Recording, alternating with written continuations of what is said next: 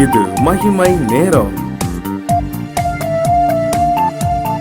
ஆண்டவரும் உலக ரட்சகருமாய் இருக்கிற இயேசு கிறிஸ்துவின் ஈடு இணையற்ற பரிசுத்த நாமத்தில் மகிமை நேர நிகழ்ச்சிக்கு வந்திருக்க உங்கள் யாவரையும் நான் அன்போடு கூட வாழ்த்தி வரவேற்கிறேன். கர்த்தர் உங்களோடு கூட பேசுவாராக. இந்த நாளிலும் பரிசுத்த யோவான் ஸ்நானகனை குறித்து வேதத்தில் என்ன சொல்லப்பட்டிருக்கிறது, அவர் எதற்காக இந்த பூமிக்கு வந்தார் என்று சொல்லி வேகமாக பார்த்து கடந்து போகலாம் என்று சொல்லி யோசிக்கிறேன். மார்க்கு எழுதின சுவிசேஷம் 1ஆம் அதிகாரம் அதனுடைய 4ஆம் வசனம் முதல் அதனுடைய 8ஆம் வசனம் வரைக்கும் இவ்விதமாய் சொல்லுகிறது. நான் ஒரு சில வசனங்களை உங்களுக்காக நான் வாசிக்கிறேன். யோவான் வனாந்திரத்திலே ஞான ஸ்நானம் கொடுத்து பாவம் மன்னிப்புக்கென்று மனம் திரும்புதலுக்கு ஏற்ற ஞான ஸ்நானத்தை குறித்து பிரசங்கம் பண்ணி கொண்டிருந்தான். அப்பொழுது யூதேயா தேசத்தார் அனைவரும் எருசலேம் நகரத்தார் யாவரும் அவனிடத்திற்கு போய் தங்கள் பாவங்களை அறிக்கையிட்டு யோர்தான் நதியிலே அவனால் ஞான ஸ்நானம் பெற்றார்கள். யோவான் ஸ்நானகன் இயேசு கிறிஸ்துவுக்கு முன்பதாக அவரை குறித்து அவருக்கு வழிகளை ஆயத்தப்படுத்தும்படியாக இந்த பூமிக்கு வந்த ஒருவர். இவர் அங்கே யோர்தான் நதியில் ஞானஸ்நானம் கொடுத்து கொண்டிருக்கிறார். தன்னிடத்தில் வருகிற எல்லாருக்கும் இவர் ஞான ஸ்நானம் கொடுத்து கொண்டிருக்கிறார். யோவான் ஸ்நானகனிடத்திலே வந்து அநேகர் ஞானஸ்நானம் பெற்று பாவ மன்னிப்புக்கென்று மனம் திரும்புதலுக்கேற்ற ஞான ஸ்நானத்தை குறித்து பிரசங்கம் பண்ணி கொண்டிருந்தான். ஒவ்வொருத்தரை பார்த்து பிரசங்கம் பண்றான். நீங்க பாவ மன்னிப்பு பெறணும், மனம் திரும்பணும், பாவத்தை விட்டு வெளியே வரணும் அப்படின்னு சொல்லி இந்த யோவான் ஸ்நானகன் பிரசங்கிக்கிறார். பிரசங்கித்து முடிச்ச பிறகு அதில் மனம் திரும்பினவர்களுக்கு இயேசு கிறிஸ்துவை யெகோவாகிய தெய்வத்தை அல்லது தங்களுடைய பாவத்தை விட்டு மனம் திரும்பினவர்களுக்கு அவன் ஞானஸ்நானம் கொடுக்கிறான். இங்கே வேதம் சொல்லப்பட்டிருக்கிறது. அப்பொழுது யூதேயா தேசத்தார் அனைவரும் எருசலேம் நகரத்தார் யாவரும் அவனிடத்திற்கு போய் தங்கள் பாவங்களை அறிக்கையிட்டு யோர்தான் நதியிலே அவனால் ஞானஸ்நானம் பெற்றார்கள். இங்கே போய் யோவான் ஸ்நானகன் பிரசங்கம் பண்ணும்போது அந்த பிரசங்கத்தினாலே அநேகர் தொடப்பட்டு பாவ மன்னிப்பின் நிச்சயம் பெற்று அதற்கு பின்பதாக ஒரு ஞானஸ்நானம் பெற்றுக் கொள்ளுகிறார்கள். யோர்தான் நதியிலே இவன் ஞானஸ்நானம் கொடுக்கிறான். இவர்களும் ஞானஸ்நானத்தை பெற்றுக் கொள்ளுகிறார்கள். இவன் ஒட்டக மயிரை உடையாக தரித்து தன் அறையிலே வார்க்கட்சியை கட்டி கொண்டிருந்தவனாயும் வெட்டுக்கிளியும் காட்டுத்தேனையும் புசிக்கிறவனுமாய் இருந்தான்.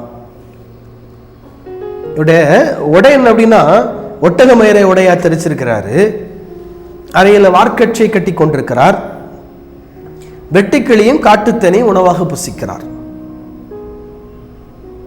இவர் ஞானஸ்நானம் கொடுக்கும் போது ஒரு காரியத்தை சொல்லித்தான் கொடுக்கிறாரு. நான் உங்களுக்கு ஜலத்தினாலும் ஞானஸ்நானம் கொடுக்கிறேன், என்னிலும் அல்லவர் ஒருவர் வருகிறார், அவர் உங்களுக்கு பரிசுத்தாவியினாலும் ஞானஸ்நானம் கொடுப்பார். அவர் உங்களுக்கு பரிசுத்தாவியினாலும் ஞானஸ்நானம் கொடுப்பார். அவங்க வருகிற எல்லாரும் பரிசுத்த யோவான் ஸ்நானகனுடைய பிரசங்கத்தை கேட்டு தங்களுடைய மனசிலே குத்தப்பட்டவர்களாய் தங்களுடைய பாவங்களை அறிக்கையிட்டு அவர்கள் அங்கே ஞானஸ்நானம் பெற்றுக் கொள்கிறார்கள். யோவான் எழுதின சுவிசேஷம் 1ஆம் அதிகாரம் அதனுடைய 21ஆம் வசனத்திலிருந்து 27ஆம் வசனம் வரைக்கும் நாம் வாசித்து பார்ப்போம் என்று சொன்னால், இங்கே தெளிவாய் சொல்லப்பட்டிருக்கு. யோவான் எழுதின சுவிசேஷம் 1ஆம் அதிகாரம் 21ஆம் வசனத்திலிருந்து 27ஆம் வசனம் வரைக்கும். அப்பொழுது அவர்கள், பின்ன யார், நீ எலியாவா என்று கேட்டார்கள். அதற்கு அவன், நான் அவன் அல்ல என்றான். நீ தீர்க்கதரிசியானவரா என்று கேட்டார்கள். அதற்கும் அல்ல என்றான். அவர்கள் பின்பும் அவனை நோக்கி, நீ யார், எங்களை அனுப்பினவர்களுக்கு நாங்கள் உத்தரவு சொல்லும்படிக்கு உம்மை குறித்து என்ன சொல்லுகிறீர் என்று கேட்டார்கள். அதற்கு அவன், கர்த்தருக்கு வழியே சேவை பண்ணுங்கள் என்று ஏசாயா தீர்க்கதரிசி சொன்னபடியே நான் வனாந்திரத்திலே கூப்பிடுகனுடைய சத்தமாயிருக்கிறேன் என்றான். அனுப்பப்பட்டவர்கள் பரிசேயராயிருந்தார்கள். அவர்கள் அவனை நோக்கி, நீ கிறிஸ்துவும் அல்ல, எலியாவும் அல்ல, தீர்க்கதரிசியானவனும் அல்ல என்றால் ஏன் ஞானஸ்நானம் கொடுக்கிறீர் என்று கேட்டார்கள். அவன் அவர்களுக்கு பிரதித்திரமாக, நான் ஜலத்தினால ஞானஸ்நானம் கொடுக்கிறேன், நீங்கள் அறியாதிருக்கிற ஒருவர் உங்கள் நடுவில் இருக்கிறார், அவர் எனக்கு பின்வந்தும் என்னிலும் மேன்மை உள்ளவர், அவருடைய பாதரட்சியின் வாரை அவிழ்ப்பதற்கும் நான் பாத்திரன் அல்ல என்றான். இங்கே அனுப்பப்பட்டவர்கள் பரிசேயர், வேதத்தை நன்கு அறிந்து கற்று தெரிந்தவர்கள். அவங்க கேட்குறாங்க, எப்பா நீ எலியா கிடையாது, நீ தீர்க்கதரிசி கிடையாது, பிற எதுக்கப்பா நீ ஞானஸ்நானம் கொடுக்குற? சொல்றாரு, நான் உங்களுக்கு ஜலத்தினாலே ஞான ஸ்நானம் கொடுக்கிறேன், எனக்கு பின்னால் ஒருவர் வருகிறார், அவர் என்னிலும் வல்லவர்.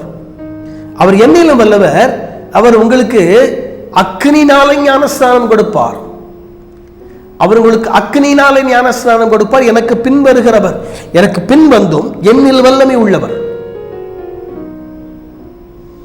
இயேசு கிறிஸ்துவே அநேக முறை யோவான் ஸ்நானகனை குறித்து சொல்வார். யோவான் ஸ்நானகன் ஸ்திரீனிடத்தில் பிறந்தவர்களிலே யோவான் ஸ்நானகன் மேன்மை உள்ளவன் என்று சொல்லி இயேசு கிறிஸ்துவே சொல்வார். மத்தேயு சுவிசேஷம் 3ஆம் அதிகாரம் 1ஆம் வசனத்திலிருந்து 6ஆம் வசனம் வரைக்கும் நாம் வாசித்து பார்ப்போம் என்று சொன்னால், நாட்களிலே யோவான் ஸ்நானகன் யூதேயாவின் வனாந்தரத்தில் வந்து மனம் திரும்புங்கள், பரலோக ராஜ்யம் சமீபித்திருக்கிறது என்று பிரசங்கம் பண்ணினான். இங்க வந்து பிரசங்கம் பண்றாரு.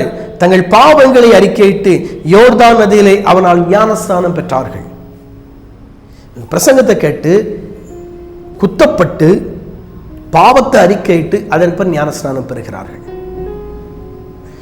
பாப்டிசம் என்கிறது, ஞானஸ்நானம் என்கிறது பாவ மன்னிப்பு பெற்ற பின்பதாக, ஒருவன் ரட்சிக்கப்பட்டு பாவ மன்னிப்பு பெற்றதற்கு பின்பதாக எடுக்கப்பட வேண்டிய ஒன்று. யோவான் ஸ்நானகன் அதைத்தான் செய்கிறார். பிரசங்கிக்கிறார். யோவான் ஸ்நானகன் பிரசங்கிக்கிறார். பிரசங்கம் பண்ணி முடித்த உடனடியாக தங்களுடைய பாவத்தை அறிக்கையிடுகிறார்கள், மனம் திரும்புகிறார்கள், அதற்கு பின்பதாக ஞானஸ்நானம் பெறுகிறார்கள். மனம் திரும்புகிறார்கள், அதற்கு பின்பதாக ஞானஸ்நானம் பெறுகிறார்கள். யோவான் ஸ்நானகன் இயேசு கிறிஸ்துவுக்கு முன் வந்தும் இயேசு கிறிஸ்துவை விட வல்லமை உள்ளவர் அல்ல, ஆனால் பின் வந்த இயேசு கிறிஸ்து வல்லமையானவர். தொடர்ந்து நம் நாளை தினங்களிலே, அதுக்கு பின்பதாக வருகிற நாட்களிலே தொடர்ச்சியாக நம் பல காரியங்களை குறித்து வேதத்திலிருந்து தியானிக்கலாம். தலைகளை தாழ்த்தி ஜெபிப்போம். தகப்பனே, உமக்கு ஸ்தோத்திரம். நீர் எங்களோடு கூட இடைப்பட்டு உமக்கு நன்றி. தொடர்ந்து பரிசுத்த ஆவியானவர் எங்களோடு கூட பேசும். இயேசுவின் நாமத்தில் ஜெபிக்கிறேன் பிதாவே, ஆமென்.